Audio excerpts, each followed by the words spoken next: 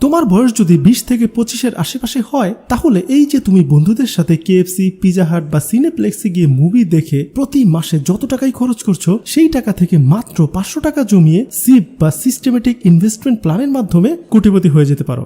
আর এই বিষয়টি আমি দ্য ইন্টেলিজেন্ট ইনভেস্টর এই বইটি এবং আমাদের দেশের শেয়ার বাজার, ব্যাংকিং, ফিক্সড ডিপোজিট এবং মিউচুয়াল ফান্ড এই বিষয়গুলো একসাথে করে খুব সহজে এবং ক্লিয়ারলি এই ভিডিওটিতে বিষয়টি শেয়ার করার চেষ্টা করছি। আর হ্যাঁ, আশা করি এই ভিডিওটি দেখার পর তোমাদের টাকা আসলে কোথায় ইনভেস্ট করতে হবে, কিভাবে কোন প্ল্যানে ইনভেস্ট করতে হবে এই বিষয়গুলো সম্পর্কে সব কনফিউশন দূর হয়ে যাবে। এখন দুটি বিষয় সবার প্রথম আমাদের ক্লিয়ার হওয়া দরকার। এক, আপনি যদি ব্যাংকে টাকা রেখে দেন বা ফিক্সড ডিপোজিট করেও রাখেন তাহলে আপনার কি হতে পারে। আর দুই, শেয়ার বাজার আসলে কিভাবে কাজ করে, মানে শেয়ার বাজারের কোর কনসেপ্ট।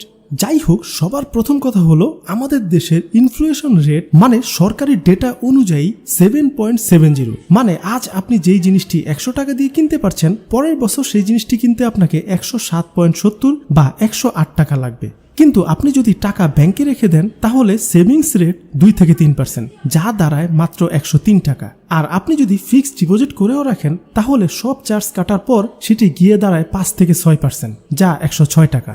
তাহলে এক বছর পর ব্যাংক দিবে আপনাকে 105 থেকে 106 টাকা, আর জিনিসপত্রের দাম বেড়ে দাঁড়ালো 108 টাকারও বেশি। এখন বাকি এই 2 থেকে 3 টাকা ভর্তুকি দিবে কে? অন্যদিকে ব্যাংক আবার সেভিংসের রাখা টাকাগুলোকে অন্য মানুষকে লোন দিয়ে সেখান থেকে ইন্টারেস্ট নিচ্ছে 12% বা কোনো কোনো ক্ষেত্রে তার চেয়েও বেশি। এক বছর পর ওই লোকের কাছ থেকে ব্যাংক নিচ্ছে 112 টাকা আর আপনাকে ফেরত দিচ্ছে 105 থেকে 6 টাকা। দেখুন, এখানে আপনার আমার টাকা দিয়ে ব্যাংক পেয়ে গেল 6 টাকা, যেখানে আমার নিজের লস দাঁড়ায় 3 টাকা। আর ঠিক এভাবে করেই ব্যাংক দিনকে দিন ধনী হয়ে যাচ্ছে, আর আমরা যারা টাকা সেভ করার জন্য ব্যাংকে টাকা রাখছি তাদের টাকার মান কমে গিয়ে আমরা গরিব হয়ে যাচ্ছি। এই হচ্ছে ব্যাংকের ফিক্সড ডিপোজিট করার বর্তমান সিচুয়েশন। এবার বলছি শেয়ার মার্কেটের কথা। শেয়ার মার্কেট জিনিসটা আসলে কি আর এটা কিভাবেই বা কাজ করে।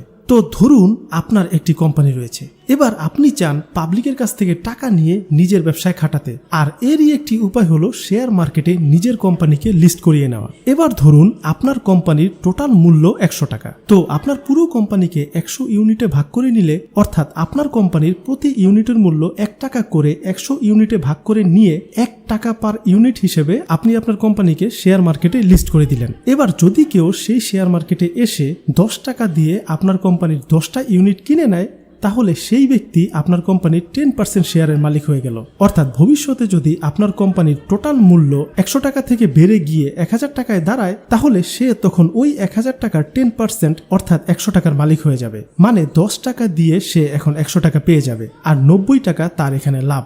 কিন্তু যদি ধরেন আপনার কোম্পানি লস খেতে শুরু করে, মানে কয়েক বছরের মধ্যে যদি আপনার কোম্পানিটির টোটাল মূল্য 100 টাকা থেকে কমে গিয়ে 10 টাকায় এসে দাঁড়ায় তাহলে তখন সে ওই 10 টাকার 10% মানে 1 টাকা পাবে, মানে এখানে তার 9 টাকায় লস হয়ে গেল।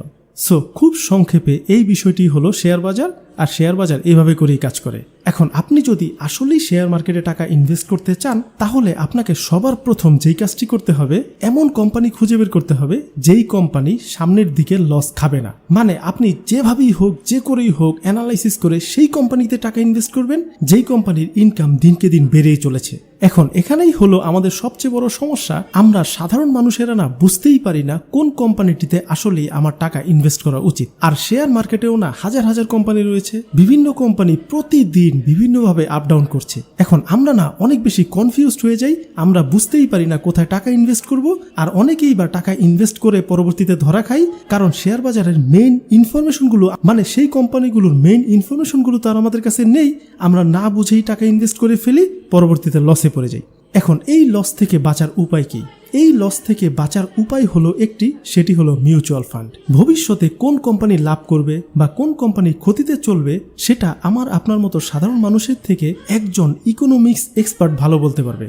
এবার ধরুন আপনি বা আমরা আমাদের মতো হাজার হাজার মানুষ মিলে একসাথে একটি ফান্ড তৈরি করে নিলাম যেটিকে আমরা বলছি মিউচুয়াল ফান্ড। আর এই প্রতিটা মিউচুয়াল ফান্ডের একজন করে ফান্ড ম্যানেজার থাকেন যিনি হলেন একজন শেয়ার বাজার এক্সপার্ট। এই ফান্ড ম্যানেজার আমাদের টাকাগুলোকে নিয়ে তার এক্সপিরিয়েন্সটাকে কাজে লাগিয়ে শেয়ার মার্কেটের কোন কোন কোম্পানিতে টাকাগুলোকে লাগালে লাভ হবে সেই অনুযায়ী বিভিন্ন কোম্পানিতে আমাদের টাকাগুলোকে খাটানোর কাজ করবে। মানে আপনার আমার হয়ে সেই ব্যক্তি কোম্পানি চুজ করার কাজটা করবে এবং তার বদৌলতে টোটাল ফান্ডের যা প্রফিট হবে তার একটি ছোট্ট পার্সেন্টেজ, হয়তোবা সেটি 1 থেকে 2% হতে পারে, তিনি তার পারিশ্রমিক হিসেবে নিয়ে নেবেন। মানে আপনি শুধু টাকা দিবেন আর বাকি যে সকল রিসার্চ করতে হবে, খবরাখবর রাখতে হবে এবং সেই অনুযায়ী বিভিন্ন সময়ে বিভিন্ন কোম্পানিতে টাকাগুলোকে খাটানোর কাজ, সেই সকল কাজগুলো সেই ফান্ড ম্যানেজারই করবে। আর যেহেতু সেই ব্যক্তি একজন শেয়ার মার্কেটের এক্সপার্ট, তাই তিনিও চাইবেন যাতে আমাদের প্রফিটটা ম্যাক্সিমাম হয়, কারণ আমাদের প্রফিট যত বেশি হবে তিনিও তত বেশি টাকা ইনকাম করতে পারবেন। আর মিউচুয়াল ফান্ড আসলে এভাবে করেই কাজ করে।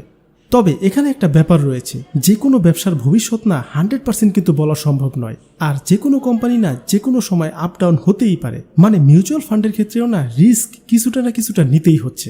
এবার এই রিস্কটাকে কমানোর উপায় কি?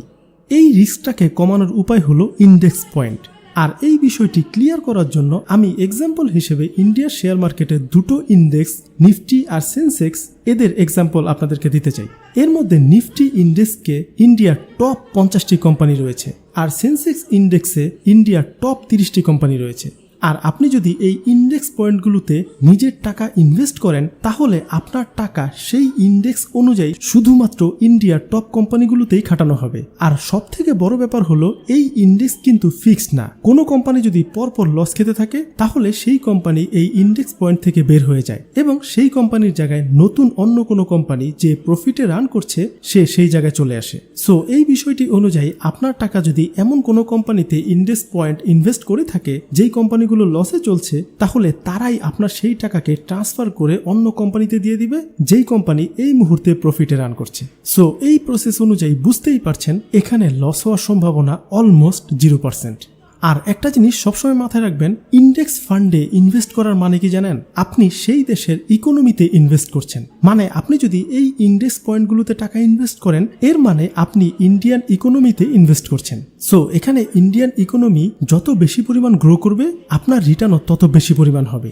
এই হিসেব অনুযায়ী 1979 সালে যখন সেন্সেক্স শুরু হয়েছিল, তখন যদি কোনো এক ব্যক্তি মাত্র 100 টাকা সেন্সেক্সের কোনো একটি ইন্ডেক্সে ইনভেস্ট করে ছেড়ে দিত, তাহলে আজকে সেই 100 টাকায় হয়ে দাঁড়াতো 39,000 টাকা। মানে 40 বছরে 390 গুণ বেড়ে যেত। আর এটিকে যদি আমি পার্সেন্টেজে নিয়ে আসি, তাহলে আজ পর্যন্ত সেন্সেক্সের এভারেজ রিটার্ন হলো 17%। আর যেহেতু এই রেটটা পরোক্ষভাবে একটি দেশের ইকোনমি অর্থাৎ জিডিপির উপর নির্ভর করে, তাই লং টার্মে এর রেটটা খুব বেশি কমবার সম্ভাবনা কিন্তু নেই। আর ধরেও নিলাম নেক্সট 40 বছরে এই রেটটা 2% কমে গিয়ে 15% হয়ে এসে দাঁড়ালো, তাহলেও আজ যদি কোনো একটি 20 বছরের ছেলে বা মেয়ে সেন্সেক্সের কোনো একটি ইন্ডেক্স ফান্ডে প্রতি মাসে 500 টাকা করে ইনভেস্ট করা শুরু করে, তাহলে আজ থেকে 40 বছর পর 15% অনুযায়ী তার টোটাল টাকার পরিমাণ হয়ে দাঁড়াবে 1.5 কোটি টাকা।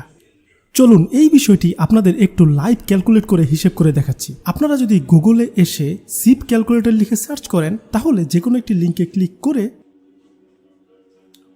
এখানে মান্থলি ইনভেস্টের ঘরে 500 টাকা করে দেন এবং রিটার্ন রেটে 15% যদি দেন এবং টাইমের ঘরে যদি 40 বছর দিয়ে দেন, তাহলে দেখবেন আপনার টোটাল ইনভেস্টেড অ্যামাউন্ট হলো 2,40,000 টাকা, আর রিটার্ন 1.5 কোটি টাকারও বেশি। সো বুঝতেই পারছেন, আপনি যদি এতক্ষণ আমি যা বললাম এই বিষয়টা ক্লিয়ারলি বুঝে থাকেন, তাহলে আপনার অল্প ইনকাম দিয়েও না কোটি টাকা তৈরি করা সম্ভব। আর এই ইন্ডেক্স পয়েন্টের আরো কয়েকটা সুবিধা রয়েছে। এখানে আপনার ভালো মিউচুয়াল ফান্ড কোনটা সেটি খুঁজে বের করার দরকার নেই। অন্যদিকে রিস্ক কিন্তু একেবারেই অলমোস্ট 0, কারণ এটি দেশের জিডিপির উপর নির্ভর করে। সো এখানে রিস্ক একেবারেই নেই। সো আপনার টাকাও এখানে হেরফের হয়ে যাওয়ার কোনো সুযোগই নেই। সো আপনার মাসের খরচ একটু কমিয়ে ইন্ডেক্স ফান্ডে যদি আপনি মাসে মাত্র 500 টাকা করে ইনভেস্ট করেন, তাহলেই যথেষ্ট। আর এই উপায়টি কিন্তু আমার বলা কোনো কথা নয়, এটি ওয়ারেন বাফেটের গুরু বেঞ্জামিন গ্রাহাম তার বই ইন্টেলিজেন্ট ইনভেস্টরে একজন নো নাথিং ইনভেস্টর, অর্থাৎ যে শেয়ার মার্কেটের ব্যাপারে কিছুই জানে না, তার জন্য ইনভেস্টিং করার সবচেয়ে সহজ এবং বেস্ট পদ্ধতি। আর এই বিষয়টি আমি আপনাদের সাথে শেয়ার করলাম। এখন আপনারা অনেকেই বিজনেস করতে চান, তারা যদি আপনাদের হাতে সময় থাকে তাহলে আপনারা অবশ্যই এই ভিডিওটি দেখে নেবেন। এখানে আমি শেয়ার করেছি 12 মাসে কিভাবে $1 মিলিয়ন আয় করা যায়। আপনারা